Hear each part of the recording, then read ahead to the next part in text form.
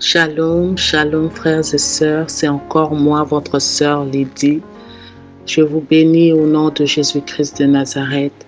Je voudrais encore partager avec vous, mes frères et sœurs, une vision que j'ai reçue. Quelques visions que j'ai reçues de la part du Seigneur. Je l'ai eu, la première vision, je l'ai eu le 21 octobre 2021. Le 21, donc c'était un jeudi, le 21 octobre 2021. L'autre vision, je l'ai eue plutôt le 18 octobre 2021. Je veux combiner les deux parce que les deux, ça parle de la famine et de la sécheresse qui vient. Voilà, le 21 octobre,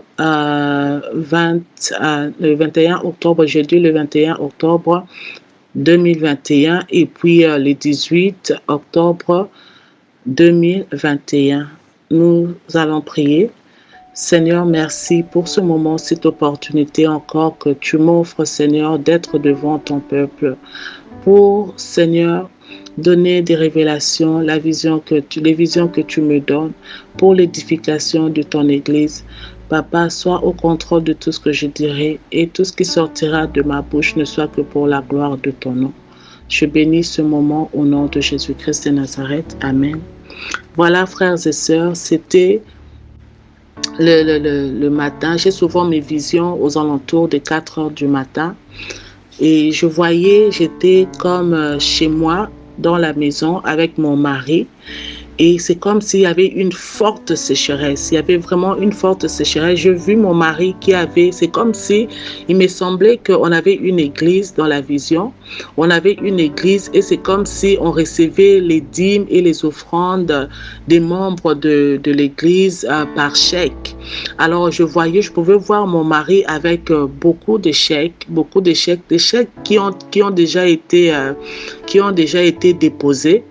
Pas à la banque, mais du genre comme on le fait souvent, je ne sais pas en Europe comment ça se passe, mais en Amérique, tu peux déposer ton chèque dans ton compte à partir de ton cellulaire, qui fait que tu gardes le chèque, mais quand tu prends la photo à partir de ta banque, tu prends la photo du chèque et le chèque est déposé directement dans ton compte. Veut dire que le chèque n'est plus vraiment utile.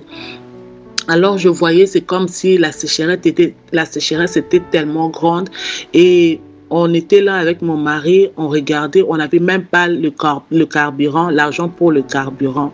On n'avait pas l'argent pour le carburant. Alors mon mari qui était vraiment inquiet et qui se demandait comment il allait même mettre le carburant dans la voiture pour qu'on puisse se déplacer.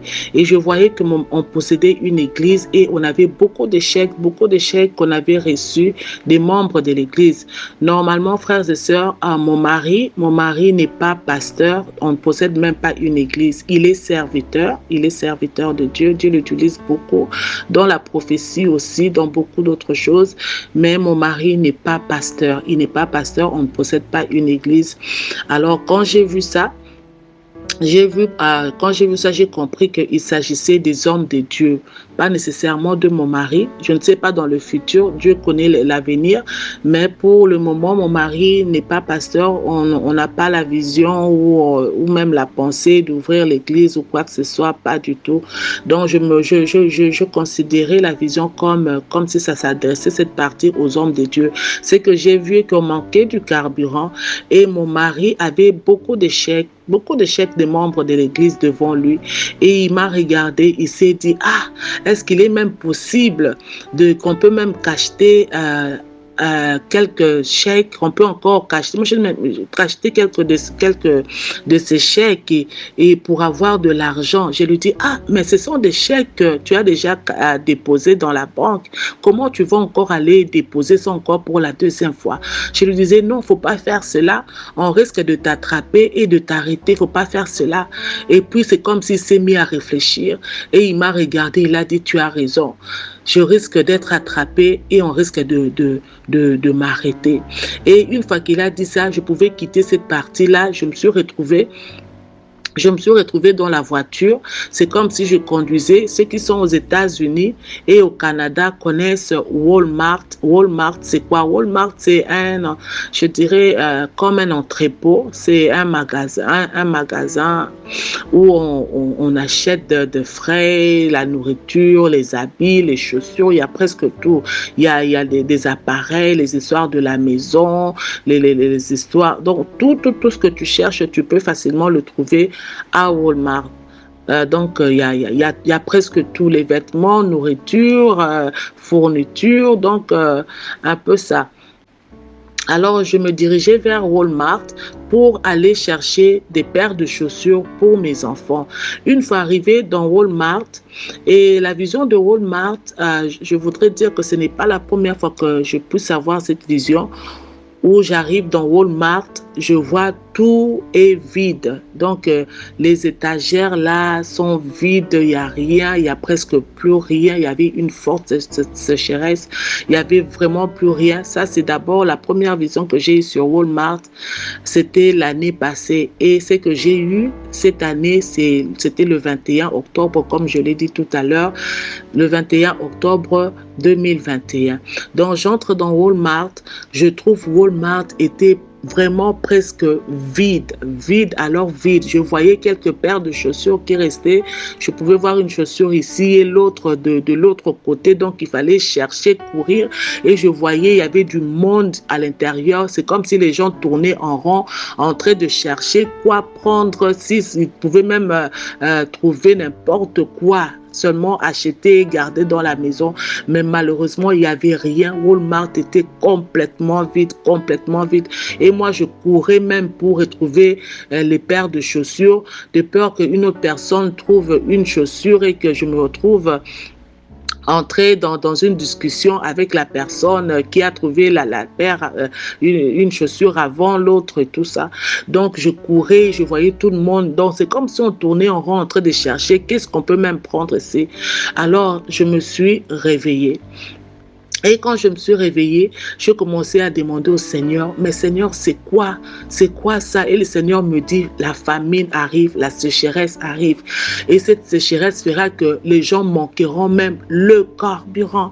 Les gens manqueront même du carburant dans leur voiture. Et le Seigneur me dit que nous devons nous préparer par rapport à la famine et à la sécheresse qui est en train de venir. Et voilà, il m'a donné ce passage biblique dans Matthieu 6. Dans Matthieu 6, verset 25.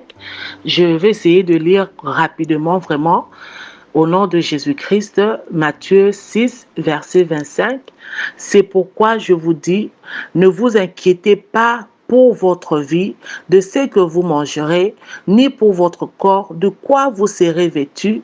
La vie n'est-elle pas plus que la nourriture, et le corps plus que les vêtements? Regardez les oiseaux du ciel, ils ne sèment ni ne moissonnent, et ils n'amassent rien dans des greniers, et votre Père céleste les nourrit. Ne valez-vous pas beaucoup plus que qui de vous, par ses inquiétudes, peut ajouter une coudée à la durée de sa vie? Et pourquoi vous inquiétez au sujet du vêtement? Considérez comment croissent les lys de champs. Ils ne travaillent ni ne filent. Cependant, je vous dis que Salomon même, dans toute sa gloire, n'a pas été vêtu comme l'un d'eux. Si Dieu revêt ainsi l'herbe des champs qui existe aujourd'hui et qui demain sera jetée au four, ne vous vêtira-t-il pas à plus forte raison, gens de peu de foi? Ne vous inquiétez donc point et ne dites pas que mangerons-nous, que boirons-nous, de quoi serons-nous vêtus? Car toutes ces choses, ce sont les païens qui les recherchent. Votre Père céleste sait que vous en avez besoin. Cherchez premièrement le royaume et la justice de Dieu, et toutes ces choses vous seront données par-dessus. Ne vous inquiétez donc pas du lendemain, car le lendemain aura soin de lui-même. À chaque jour suffit sa peine. Et voilà ce que l'Éternel m'a donné comme passage biblique par rapport à cette vision. L'Éternel encourage son peuple. L'Éternel encourage ses enfants à se lever dans la prière, à lui faire confiance comme jamais. Nous sommes arrivés à un point de la vie, bien-aimés, où nous devons faire confiance à l'Éternel en toutes choses, où nous devons dépendre de l'Éternel et de ce que l'Éternel nous donne. Et l'exemple que je vous ai donné de mon mari, qui était comme cet homme de Dieu, qui avait des membres avec des chèques qui ont déjà été déposés, mais il détenait encore ces chèques et il voulait encore aller déposer ça, redéposer ça pour la deuxième fois. Et le Seigneur pouvait me dire que les gens seront tentés à voler, les gens seront tentés à mentir dans le vol, dans les péchés. Et le Seigneur est en train de dire à son peuple, à ses enfants, de ne pas voler, de ne pas céder au vol, de ne pas céder au mensonge, de ne pas céder à l'escroquerie, mais plutôt de se tourner vers l'Éternel, car lui seul, il est le pourvoyeur et il prendra soin de son peuple. C'est une garantie, c'est une promesse que le Seigneur m'avait donnée depuis l'année passée, quand il a commencé à me révéler beaucoup de choses qui vont prendre place, dont je donnerai encore, je partagerai encore avec vous dans les jours qui viennent, par la grâce de Dieu. Donc le Seigneur veut que son peuple, que ses enfants puissent lui faire confiance. Nous devons dépendre de l'Éternel. Et le Seigneur pouvait dire que sans lui, nous n'arriverons pas. Sans lui, nous n'allons pas tenir. Les enfants de Dieu vont se retrouver tentés à voler, à mentir, à escroquer. Oh bien-aimés, évitons de telles choses. Même si la famine frappe, même si la sécheresse frappe, l'Éternel est notre pourvoyeur. Il prendra soin de nous. Et par rapport à la vision que j'ai eue avant ça, c'était le 18, comme je l'ai dit, le 18 octobre 2021, je me voyais dans la voiture avec une personne que je ne connaissais pas. J'étais avec mon mari et j'étais avec quelques membres de famille dans c'était comme une veine. Alors, mon mari était en train de conduire et dans le siège du passager, il y avait un homme qui nous accompagnait pour nous montrer la direction de la place où on se dirigeait. On devait se diriger quelque part, ni mon mari, ni moi, ni les membres de la famille qui étaient dans la voiture ne connaissaient comment y arriver. Alors, cette personne-là était entrée dans la voiture avec nous. Il était assis dans le siège du passager et moi, j'étais derrière avec les autres membres de la famille et mon mari était en train de conduire. Et ces messieurs étaient en train de nous diriger. Et on allait. C'est comme si on avait conduit pendant longtemps, une longue distance. Et finalement, on est arrivé à cet endroit. Et une fois entré, je pouvais voir un grand jardin où je ne voyais même pas la fin. Je pouvais voir un grand jardin où on avait étalé des tables comme on voit dans le marché. Je pouvais voir des sacs de haricots. Je pouvais voir des sacs de riz. Et je voyais derrière ces tables-là, il y avait un grand jardin de légumes, comme une ferme, des légumes, toutes sortes de légumes. Et pendant que je me demandais c'est où cette place, c'est même quoi tout ça, je pouvais voir des choses vraiment étalées sur la table comme on étale au marché. Et pendant que je me demandais, c'est comme si j'entendais la voix de l'Éternel qui disait que cet endroit a été réservé pour ce temps. Et je me demandais c'est quel temps. C'est alors que quand j'ai eu la vision, c'est cette deuxième vision, le 21 octobre 2021, j'ai dû le combiner avec cette vision-là par la grâce de Dieu et j'ai su pourquoi l'Éternel m'a donné cette vision-là pour me rassurer, pour rassurer son peuple qu'il est celui qui prendra soin de nous. Alors, bien aimé, une fois qu'on est arrivé dans cette ferme-là, ce grand jardin-là, je vois, on est descendu et je pouvais entendre la voix de la personne qui nous avait accompagnés me dire, oh, prends tout ce que tu peux prendre. C'est comme si on avait besoin de la nourriture. Et donc, cette personne-là nous a emmenés là pour prendre la nourriture. Et j'ai commencé à prendre. J'ai pris le sac d'haricots, j'ai pris le sac de riz, j'ai commencé à prendre. Il me dit, prends tout ce que tu peux porter dans ton sac. Tout ce que tu peux porter dans ton sac, remplis ton sac. C'est comme ça qu'il me disait. Et c'est alors que j'avais écouté la voix de l'Éternel dire que cet endroit a été réservé pour ce temps. Et voilà maintenant, une fois que j'ai commencé à prendre, je me prenais des choses, je mettais dans mon sac et tout, je prenais le sac d'haricots et tout ça. Et voilà, je vois le monsieur qui nous avait accompagnés nous dire au revoir. Il dit, voilà, moi je vous ai déjà emmené ici, moi je repars. Alors, quand je le vois, quand il a dit il repartit, je me demandais, mais comment il va repartir, puisqu'on est venu avec lui, c'est mon mari qui a conduit. Et pendant qu'il était debout, je vois un moto je vois un moto apparaître devant lui.